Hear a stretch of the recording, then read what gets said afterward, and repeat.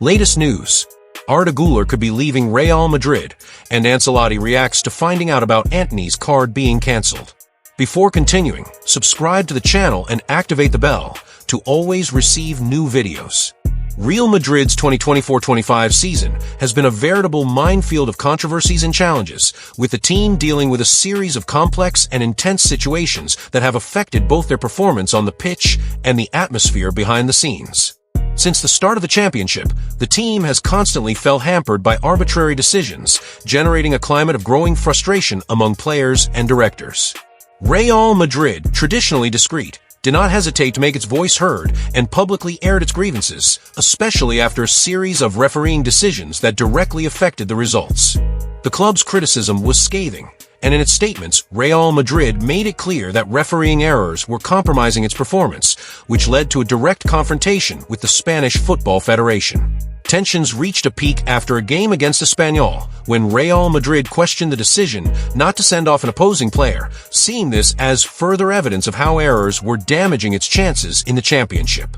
The response was immediate, with formal protests from the club, and a public exchange of accusations soon followed between Real Madrid and La Liga, creating a war of words that seemed more like a political dispute than a sporting one. This situation highlighted that, in the 2024-25 season, off-field disputes were dominating the spotlight as much as the sporting ones, with big clubs like Real Madrid seeking to ensure that their concerns about the refereeing were heard in an increasingly turbulent context. Real Madrid's public stance against the refereeing was interpreted as a reflection of the club's growing internal frustration. For the first time in a long time, the club decided not to conform to the decisions, and instead of following its usual stance of accepting the refereeing decisions without question, it adopted an active and defiant stance, openly contesting what it considered to be serious errors. The reactions were not long in coming, and La Liga tried to downplay the club's complaints, suggesting that the situation was not as serious as it was being painted. However, for Real Madrid, the poor decisions were directly impacting the team's performance, undermining the players' morale and the confidence in a competition that had always been considered a model of impartiality. The confrontation between Real Madrid and La Liga intensified over time, with the parties engaging in an exchange of public statements that indicated the growing distance between them. It was not only the club's board of directors who were unhappy, but also the players, who began to express themselves more openly about the impact that these decisions were having on their performance. Coach Carlo Ancelotti, one of the team's main voices for their dissatisfaction, was harshly critical, pointing out how the team's poor refereeing was affecting its performance on the pitch. The situation became even more complicated when, amidst this tense atmosphere, Real Madrid found itself once again embroiled in refereeing-related issues. In the following games, the team continued to feel aggrieved, and dissatisfaction with the referees' decisions grew. This climate of hostility was no longer restricted to the pitch, but spread throughout Spanish football, with many questioning whether the championship was being conducted fairly. For the merengues, the feeling of being treated unfairly intensified, especially when crucial decisions, such as not sending off opposing players in direct confrontations, were considered mistakes that had not been corrected. The debate over refereeing grew in intensity, and La Liga began to face increasing pressure to ensure greater transparency and fairness in its decisions.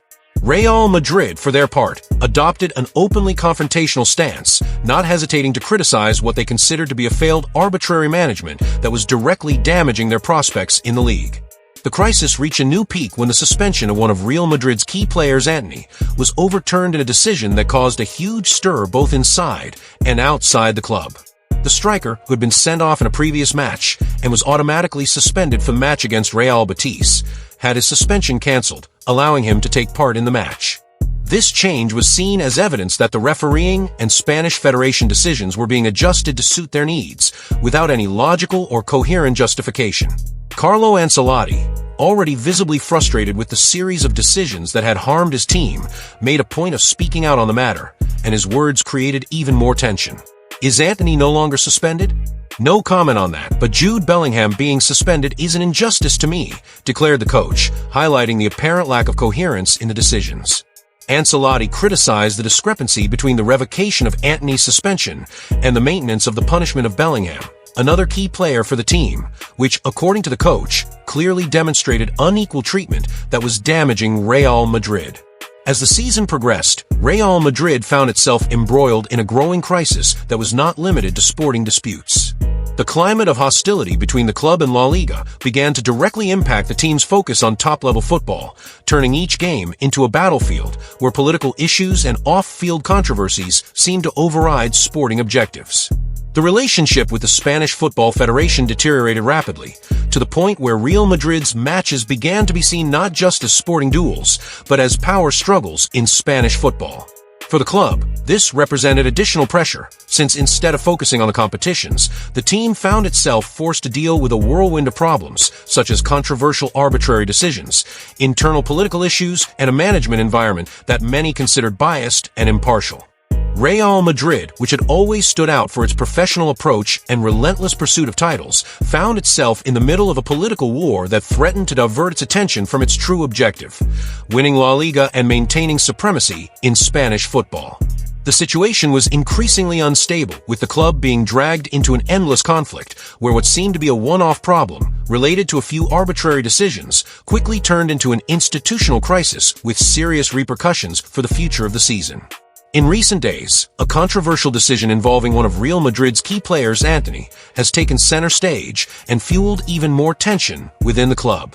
The forward, who had been standing out in recent matches with decisive performances, had his career in the 2024-25 season abruptly interrupted by a red card in an important match. Antony received a straight red card, which resulted in an automatic suspension for the match against Real Betis, a significant loss for the Merengues, especially in a season full of ups and downs, where his presence on the field had been essential for the team. The loss of the forward seemed to be a heavy blow, but the story took an unexpected turn. Surprisingly, the decision to suspend Antony was reviewed, and the player was allowed to play in the match against Betis. This reversal in the punishments raised a series of questions about the review processes adopted by La Liga and the Spanish Football Federation. Many considered this change to be a demonstration of excessive flexibility in the rules, which only increased the feeling that there was unequal treatment between the teams. Real Madrid, of course, were quick to express their outrage, seeing this arbitrary and unjustified decision as further evidence of what they saw as the failed and biased management of Spanish football. The discomfort within the club was compounded by the reaction of coach Carlo Ancelotti, who, known for his generally controlled approach, did not hesitate to criticize the review of Antony's suspension. The coach, already visibly irritated by the context of refereeing decisions, was keen to highlight the inconsistency in La Liga's decisions, criticizing the fact that Antony's suspension had been overturned so abruptly, while other punishments, such as Jude Bellingham's, had remained unchanged. Ancelotti's statement was blunt. Antony is no longer suspended? No comment on that, but Jude Bellingham being suspended is an injustice to me. This direct criticism exposed Ancelotti's frustration and heightened the feeling that Real Madrid's players were being treated unfairly. For the coach, the fact that some players saw their punishments changed while others remained suspended without any review demonstrated an arbitrary nature in the decisions, which further aggravated the discomfort within the club. Ancelotti's speech reflected the perception that, while some decisions were questioned and changed, others, equally important, were maintained, creating an atmosphere of injustice that only worsened the situation of the team on and off the field. Under constant pressure due to the growing internal tension at Real Madrid, Ancelotti took the opportunity to highlight a problem that he considered to be much bigger than a simple individual decision. For the coach, the episode involving Antony was not just an isolated refereeing error, but rather a reflection of a wider crisis in Spanish football, which encompassed refereeing and the troubled relationship between Real Madrid and La Liga. Since the club began to publicly speak out against decisions that it considered harmful, the situation has only worsened. The criticism became more constant, and the relationship between the club and the league became deeply strained. Real Madrid, which had traditionally avoided getting involved in public controversies, adopted an increasingly aggressive stance and became one of the main voices of protest against what it saw as a series of injustices on the pitch. Antony's case undoubtedly became a new chapter in this war, in which the club and the Spanish football authorities were immersed, transforming a specific problem into a symbol of a wider institutional crisis. On the pitch, the situation created great tension among the players. The reversal of Antony's suspension was seen as much more than a matter of sporting fairness. It became a reflection of how the club was being treated in domestic competitions. Real Madrid's players found themselves in a situation where their often exceptional performances were overshadowed by political disputes and questions about the refereeing. And the situation was not limited to Antony. Jude Bellingham's suspension, which had been sidelined for longer than many considered fair, also fueled a climate of distrust within the squad. Bellingham, one of the season's standout players, had his suspension upheld by La Liga despite Ancelotti's open criticism. This difference in the treatment of players was a major source of frustration within the club, as it gave the impression that Real Madrid were not being treated with the same rigor as other big teams in the competition. The review of Antony's suspension, while Bellingham's was left intact, was seen as an example of a disproportionate decision, deepening the sense of unfairness and distrust in La Liga's adjudication process. The impact of Antony's suspension reversal extended beyond the pitch and into the media and fans. The controversy quickly gained prominence, with many questioning the extent to which powerful clubs, such as Real Madrid, could influence decisions within La Liga. The perception that big teams were being treated differently to smaller teams created even deeper divisions within the competition. On the one hand, there were supporters of the suspension review who saw the decision as an act of justice for one of Real Madrid's most important players. On the other, there were critics who believed that the change in Antony's punishment showed a weakness in the rules and a lack of impartiality that undermined the credibility of the competition. The controversy surrounding Antony's suspension expanded far beyond the case itself, reflecting the tensions that were permeating Spanish football and fueling an atmosphere of distrust that only seemed to grow with each passing day. Arda Guler to leave Real Madrid. In recent days, there has been growing interest in Arda Guler, a promising young player for Real Madrid who has been making headlines on the sports scene. The Turkish midfielder, considered one of the club's greatest talents, has shown dissatisfaction with the limited number of opportunities he has received under Carlo Ancelotti. Although he has shown great skill and performance whenever he has been called upon, Guler has yet to become a regular starter and fears that his development as a player may be hampered. With rumors of a possible departure, Bayern Munich has emerged as a viable destination, offering €50 million to take the player to the Bundesliga. The situation is even more delicate for Real Madrid, as for the first time, President Florentino Perez has expressed surprise at the offer. Although the Spanish club has not yet made a decision, their desire to keep the young Turkish player in the squad is clear, as he was signed with the expectation that he will become a big star in the future. The pressure to resolve this situation quickly and satisfactorily is starting to mount, and Guler's future at the club could be at stake. The biggest challenge for Arda Guler at Real Madrid is the intense competition in midfield, with top players such as Jude Bellingham and other stars occupying positions ahead of the Turkish player. With so much quality ahead of him, Guler has struggled to stand out and secure the minutes on the pitch that he so desires.